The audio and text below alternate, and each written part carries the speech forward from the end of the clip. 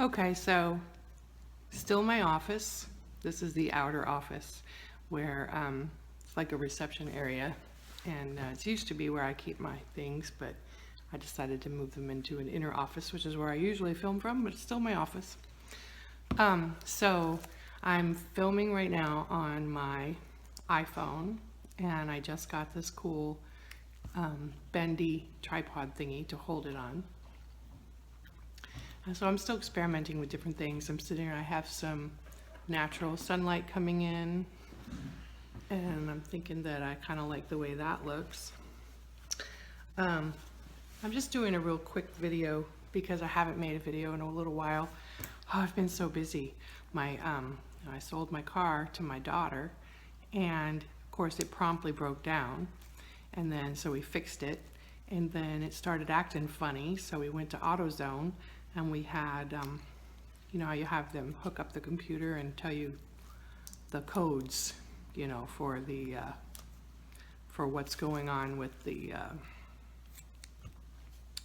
you know, the engine, what they say you need to replace because the light's on, you know, the engine light. And so it says that we need to replace this camshaft sensor of some kind that was like $50, and then had to spend another $35 to take it to the garage and have them hook it up to their computer and reset it, which didn't seem to help. But I mean, it kind of did, because it was running okay. We were running around town after that all day long, and everything seemed fine. And then that evening, Maxine tried to jump in the car and drive back to Conway. And by the time she got to, thank goodness she went the long way around because of the traffic. But she tried to get on the freeway at Malvern, and as soon as she got on the exit or the on-ramp, all the power disappeared.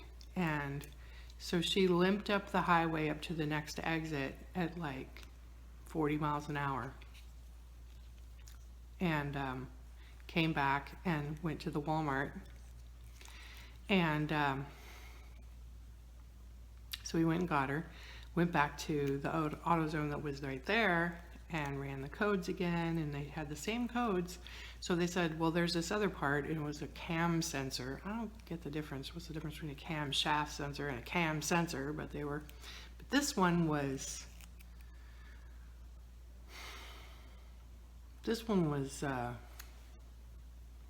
like $50, plus I had to get a pigtail thing for another $40, so it was over $100. So we got those parts the next day. We had to order some of it, so we got those the next day. By the time we got them, we put them on, and now suddenly the car won't go faster than 15 miles an hour. And losing gas like crazy, because I just filled it up, and now we were all the way past half a tank. And wow. So here I spent, with the labor that I paid for, plus the parts, plus the computer, spent over $200 on parts that either didn't address the problem or made it worse, one or the other. So I went back to AutoZone and doing like 5 miles an hour. Some of these little hills, it just couldn't. In fact, one of the hills it couldn't get up at all. It just stopped. It wouldn't go, and I had to back down the hill and kind of try and get a better running start. And I managed to just barely make it over that hill. And went back to AutoZone, asked them to run the codes again. Still have the same codes. But the old guy, I love him, that's at the AutoZone, he said, while he was outside putting the thing in to run the codes, he says, let me look under the hood. And he pops the hood open and he says, you've been smelling gas for a while? And I was like, no, I don't smell any gas. I haven't smelled any gas. And he said, well, you got a gas leak. He said, your problem is your fuel pressure. You have no fuel pressure.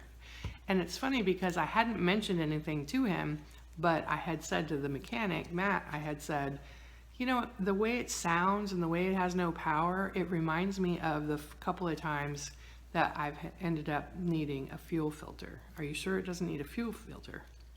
Which would have been nice if it needed a fuel filter, because that was only 12 bucks. I could have done that. Anyway, but the guy says no. He says there's gas leaking and you have no fuel pressure. So Matt goes and looks it up, and he takes it apart and he looks at it, and sure enough, the clips are broken in my Spider fuel injector, which at AutoZone is over $300. So then I'm broke. You know, I'm so upset. I had all this planned out, you know. I was going to sell my car, and then I was going to use that money to add to the money that I was taking out in this loan, and I was going to use it to install solar and build a platform for my bike and do some other fixing up inside the RV. But my daughter needed a car and she wanted to commute, and I really should have talked her out of the commuting thing. But so she needed me to help her with gas until she got paid. So I was supposed to pay for her gas. So I've been filling her tank up every day for like a week. Plus all these freaking parts. And I'm broke. And I'm not going to be, it's going to set me back a year on doing anything to my RV, which really sucks, but at least I have it and it runs. It's good. It's just it needs a few things, and apparently it's got good tires on it, but they're the wrong kind of tires. They're passenger tires, so driving around town they'll probably be fine, because it's not like I'm not even gonna be on the freeway. I don't even drive on the freeway here. Once in a great while I'll hop on the expressway for 5 miles, 10 miles tops, but for the majority of the time I don't drive on the freeway at all. And so I won't be going over 40 miles an hour, and the tires will be fine for that. What sucks is I was really hoping to take at least one trip this summer. I wanted to go to the Leaf Festival in Asheville, North Carolina. No, not North Carolina. Where is Asheville? Next to Tennessee. West Virginia? No. Oh, my brain has gone crazy. I can't even picture the map right now. I told you, my brain doesn't always work sometimes. Anyway, Asheville, somewhere. My hair's a mess. Sorry about my hair being a mess, and the sunshine is just like bringing out all the weirdness in my hair. Anyways, so no trips for me, and I'm really frustrated. I'm just really frustrated right now. And so I guess I don't know how you're going to get any value out of this video, which is what I really like to do, but I also didn't want to leave you with no video either. So upsetting, because other than structural things, for the last year, I have been fixing things on the car, like the tie rods, ball joints, structural things. Nothing has been wrong with the engine, except for one time when I gave somebody a jump start and it fried the long battery cable. And, which probably was frayed to begin with, which is probably why that happened. And, but I've never had any engine trouble. And I felt like this was a very reliable. I wouldn't have given this car to my kid to drive back and forth 75 miles one way if I thought there was anything wrong with this car. You hear what I'm saying. Anyway, so I had to sneeze real fast. That was funny. I'm cutting it out though. So I don't know what to do now. I'm hoping that somebody, I have a great mechanic, I really do, but I feel like one of the mistakes that I made here was that he said, go down to AutoZone because it's free to have the codes run. and have them run your codes and tell you what you need. So I went down there, and then I didn't say to him, okay, what do you think about these codes? They said, oh, you need a camshaft sensor. And I said, okay, so I bought it. And then he just put it in because I gave it to him and paid him to put it in. So that was stupid, because I'm not a mechanic. What the heck do I know? And does the chick at the AutoZone counter, is she a mechanic? Probably not, you know? So that was stupid. That was a dumb thing to do. I can't believe I did that. Now then, but the second part, the cam sensor, he was there at the store with me. The code said cam sensor, so he said, yep, you need a cam sensor. And it seemed like it made it worse. But I don't think that's his fault. I mean, that's what the code said, and I don't know. I don't know why the code said all that stuff when that wasn't what was causing the problem, unless the problem just doesn't have anything, you know, to do with codes, I guess. And you know what it makes me think? I remember when we first started having those lights in the dashboard. I'm that old. And I remember people would say, those lights, ignore them, because all it is telling you to replace a sensor that makes the light come on. It doesn't do anything, it just turns the light on. That's what they told me. And so I've always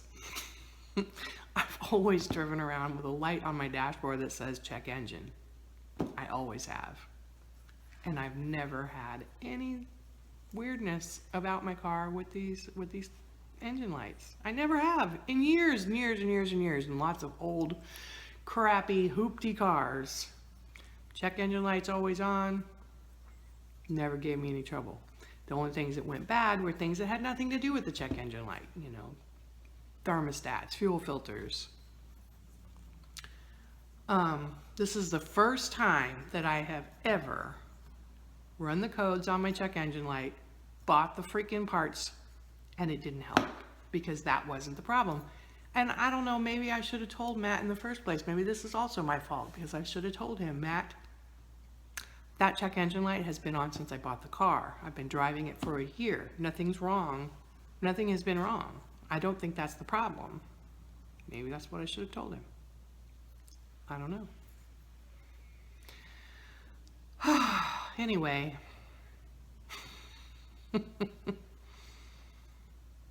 I know, sometimes, you know, I mean, I'm not a mechanic, I don't know, but I tend to have pretty good instincts, and I have helped really good mechanics fix things in my car with my suggestions, because I don't want to say that I'm smart, but I mean, I'm kind of smart. I'm a know-it-all. I've told you that before.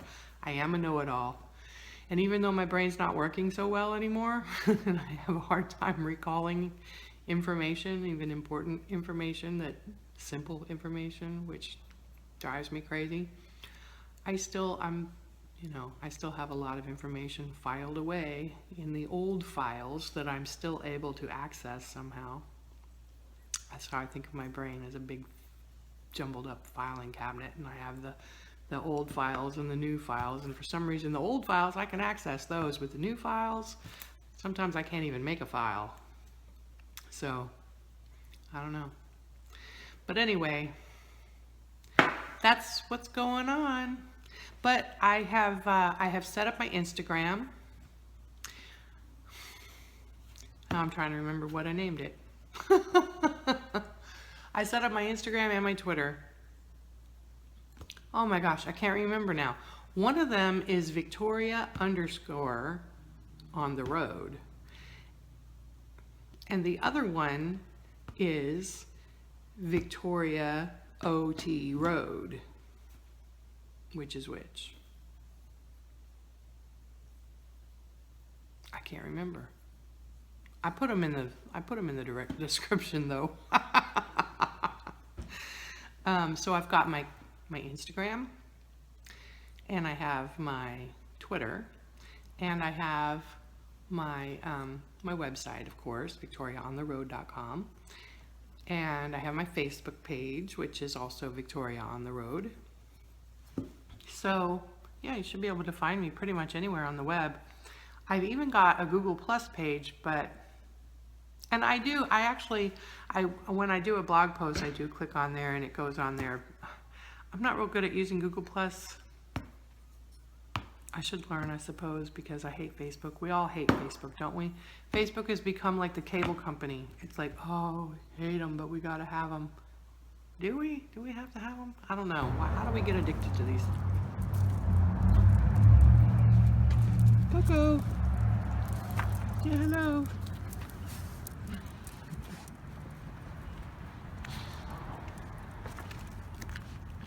This is just a little walk that I take with Coco at least once or twice a day. Usually probably a little bit more than that.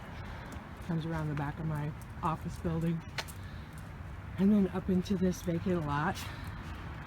And there's that lovely graffiti right there. I'm not being facetious, I like it. And yeah, this is where Coco does her business. And then, looky there, there's my toy. So I was going to take you on a quick tour of my toy this morning because I've got a few minutes before school. That's my building, Wendell Square. The behind is the back of it. And it's a nice walk every morning in the afternoon. And walk every time I take it. I like this little spot up here. We keep saying it would make a great parking lot, but, and I agree, we could use a little more parking, but don't you hate tearing up green space for something as stupid as parking? I mean, look at the difference. Parking lot, green space, parking lot, green space, so lovely. As you can see, this used to be a place. You see the driveway there, the old driveway? It used to be a house here. I guess before that there was an office building of some kind. This is historic downtown, so these, like my building, Wendell Square, those buildings were built in 1905, right after there was a fire that took out this whole block, so these are pretty interesting. Anyway, there's my toy. And I'm going to turn this off and I'm going to start over once I get inside. Okay, so I wanted to show you. Oh, there's Coco. Hello, Coco. That's what I did to the couch, and that was a real simple thing. It's just temporary right now, but I went and I bought that coral twin size sheet. Let me get this out of the way.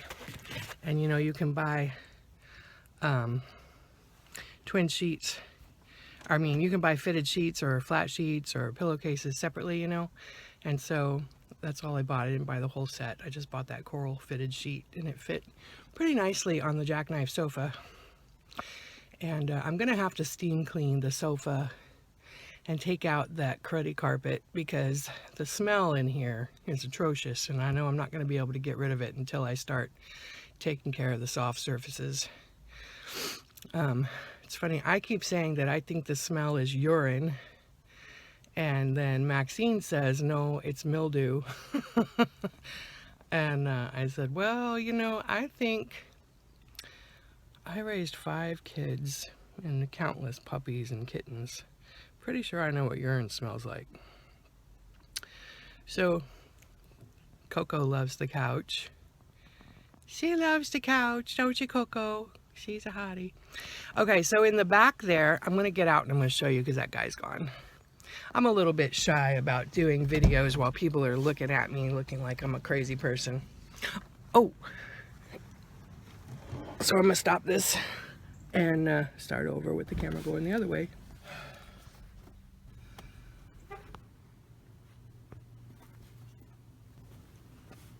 Okay, so there's Coco on the couch. She says, I don't know what you're pointing at me, but she's shaking. It's okay. Chihuahuas do that. There's my pillows. I just bought 2 new pillows, but I forgot to bring them out here. And you see I've got stuff stowed in the sink so it doesn't move while I'm driving. This coffee pot, it's kind of gross. I'm going to wash it and I'm going to give it to my daughter because I don't use that kind of coffee pot and I don't need that big thing on my counter taking up space. And she could use a coffee pot. And then you can see it's kind of dark in here. Oh, I didn't realize. For some reason, none of these lights work, so I can't turn them on, which that stinks. But anyway, so let me back up there. There's more light. So I think you might be able to see that stove. So I've got the 2-burner stove. And I found in one of those cabinets there, I found a microwave, which is funny because, well, it's funny to me that you would take up space in one of your cabinets with a microwave when you have that space right there taken up by that giant stereo system, which I'm going to take that out. Giant speakers everywhere. So silly. And today, with today's technology, that you have these giant things. But anyway, yeah, I'm going to get rid of those. And I'm going to take that microwave out because I won't use a microwave. And I'm going to give that to my daughter, I think, or I'll sell it. One or the other. I'm not sure if she needs a microwave.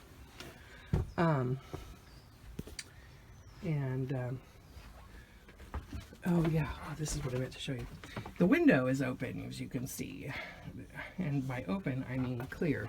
Because when, I don't know if you saw the other video that we showed when we picked up the RV, but this wall had, somebody had taken Reflectix and painted it white or something, I think, and like duct taped it to the wall here to cover up that window, which to me, that was just a really weird thing to do, because A, you can see there's a sticker on there, that's an emergency exit. So if you put Reflectix all over it and make it a false wall, then, I mean, they didn't just cover the window, they covered like the wall to make it look like it was a whole wall. So you've eliminated your emergency exit and a lot of light. And, you know, when you're driving, you can actually look back and you can see out that window a little bit. So it's kind of some of your visibility is cut down. I don't think that was a smart idea. I'm not going to continue to perpetuate that. But anyway, so you can see there's a lot of work in here that needs to be done. I mean, everything is fairly solid, but it's just, you know, ugly and gross. So I'm going to take care of that. And there was, I don't know if you remember, there was this big old air mattress. And there's like spills on things, and so things are kind of like gross looking. So I took the air out of that. I was going to throw it out, but then I thought, you know, I could probably sell it. And you can see there's some water damage over here. I'm not sure if it's coming from that damage on the corner there, or if maybe it's just from the window. I can't be certain. But my friend James was telling me about some kind of fiberglass sheets that you can, I think they were fiberglass, that they're kind of bendy, so it would be easy to just kind of bend them up there and put them up there. He was talking about putting that in there, and I don't know. I was thinking about wallpapering this whole area, the roof and the side and everything, with maps. I love maps. And of course, then I found some really cool looking wallpaper that comes in strips, like planks of like white birch, and I was thinking about doing this wall with those because somebody painted this all black. It's all dark. And then of course I got to figure out some way to rig up some curtains, because there are no curtains. Well, the curtains that are there are rotted and gross. So yeah. And then there's this carpet. And I'm sort of wondering, why on earth did anybody put this carpet down? Because first of all, it's really gross. And second of all, just from what I can tell from pulling it up, I don't know if you can see that, but there appears to be a nice wooden floor under there. So maybe next week after the VOV, I'm going to come in here with a screwdriver and take out these things that are holding the carpet down and see if I can get rid of that. I imagine that the smell is going to improve tremendously once I get rid of that carpet. And then for right now, I suppose I was planning on buying some upholstery paint, and because these cushions are all stained and ugly, and I was going to, you know, paint these cushions and I don't know, maybe I'll just recover them, I'm not sure. They're pretty easy to recover, but this couch, I can't. I mean, it's either twin sheet forever or paint it. Hello, Coco. Hello. Yes. She says pet me. Quit pointing stuff at me and pet me. But I think I can paint this carpet with the upholstery paint also, and I'm looking forward to that because that carpet is really gross. Really gross. And then you can see there's like there's really not a lot of water damage, but you can see some water damage. And then, of course, stupidly, one of the first things that I did was to contribute to the water damage in the floor in the bathroom, and I think this is probably where it came from. I don't think it's a toilet issue. I could be wrong, but I opened up that vent to air it out, and then I walked away and forgot about it. And I came back after it had rained, and there was water everywhere, so I was like, oh, dummy. Okay. So anyway, that's the new RV. I wanted to give you a tour, show you what I've done so far, and talk about what my plans are. So yeah, if anybody has any ideas, oh yeah, I forgot to finish talking about the dinette. So yes, I have, if you check out my Instagram, I'm sorry, Pinterest. If you check out my Pinterest, which I'll put the link up sometime in my video. If you check out my Pinterest, you can see some of the pins that I have been setting up in my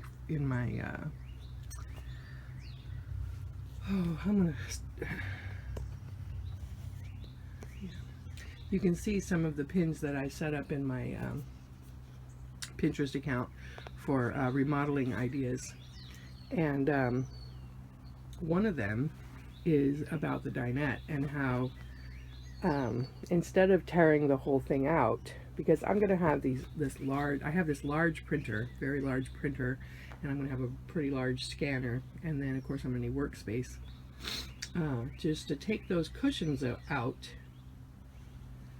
and, you know, stow them somewhere, and then leave everything else, and then take that tabletop and the pole out, or maybe just make a different kind of a tabletop to go on the pole, I'm not sure, but anyway, and then make a desk that has legs that sit on the bench and on the bench there, and then is anchored to the wall that you can pull up to. Of course, I got this idea from an RV where the dinette was in a slide, and as you can see, my dinette has got this raised part here, so I'm not going to be able to pull up a chair there unless I were to make, like, there is a way that I could put like a door, or not a door, but like a hinged platform there that with a leg that I could fold up and then set down when I want to sit on it. But the problem is, I think that will be too short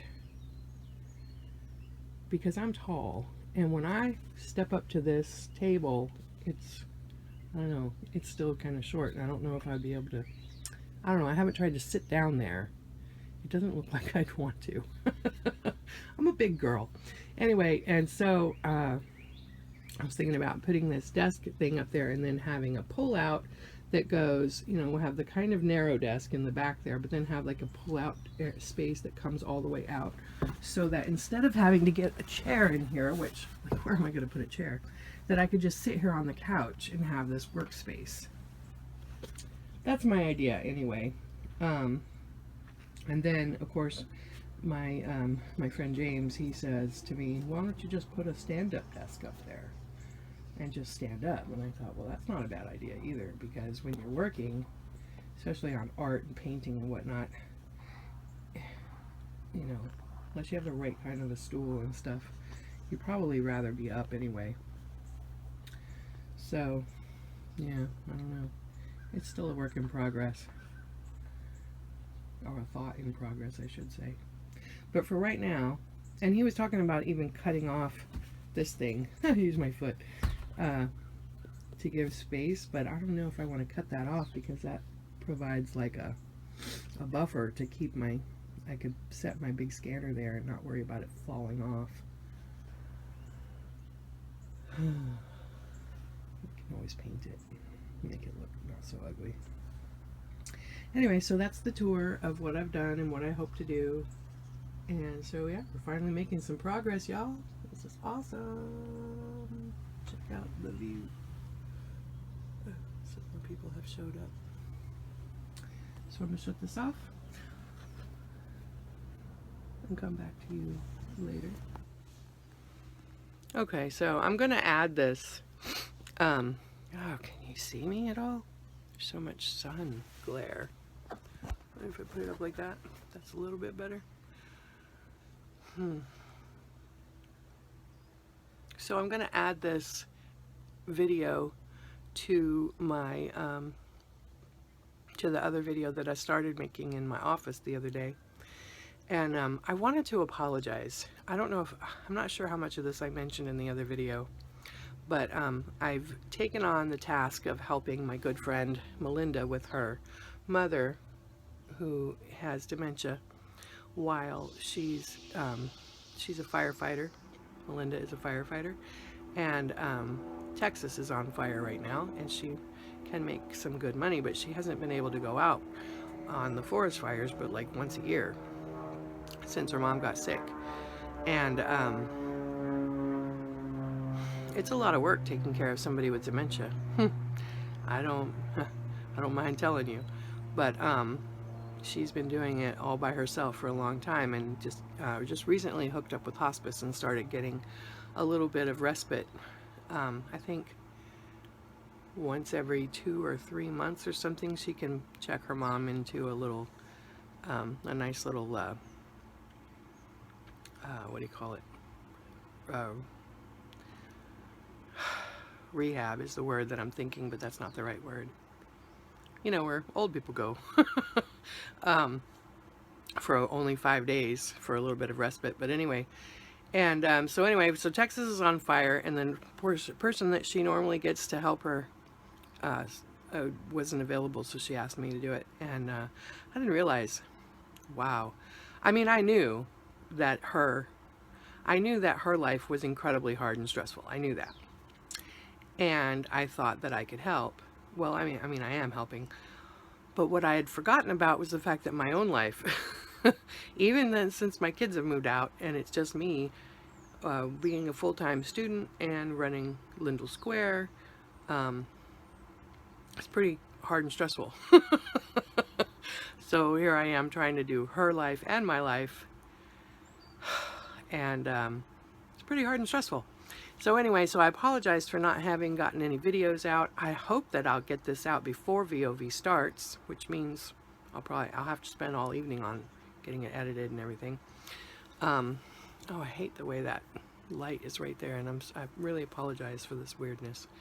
I thought the morning sun would be a nice a nice way to do my video, and turns out to be a problem. Maybe that's better. That's a little better. Okay, so yeah. So I'm going to finish up this video, and I wanted to apologize, and I wanted to say, you know, the normal stuff. If you could please hit subscribe if you haven't already subscribed to my channel, and you know, hit the thumbs up button, and that would be awesome. I would really appreciate that. So I'm going to try and get this video edited and put together and get on. I would like it if it got on before VOV starts, and then maybe anybody who's, I wish I'd have talked about it earlier, I didn't think about it. Anybody that's around Hot Springs, Arkansas, and would like to see some amazing bands and an amazing organization that puts this on every year, Low Key Arts. Bill Solder started Low Key Arts years ago when he moved here from Chicago, and if you're into punk at all, you might know about the Blue Meanies, and that was Bill's band in Chicago. And he has another band here now, and I can't right now for the life of me remember what the name of it is because my brain, but yeah, Bill Solder is a cool guy. Now he doesn't run the Low Key Arts anymore. He just turned it over to the board and put a new person in charge because he took a job with the city running the entertainment you know, like the entertainment director or something like that for the city, which is cool because now he's in charge of all the entertainment in Hot Springs. And yeah, so if you could, you know, maybe want to check out the VOV. It's the Valley of the Vapors Independent Music Festival. It's really awesome. And that's the kind of stuff that I like to do. I'll be taking some awesome pictures. Can't wait to see Nihilate again. I took some awesome shots of them last year. And I have my new lens, which I'm really excited about getting some cool shots of them on my digital. So yeah. I'm going to sign off now. And, you know, thanks for watching. Hope you subscribe, thumbs up, all that. And so, peace. I'm Victoria. One page in this whole book that's all where I could be free. Let me just one way on this one.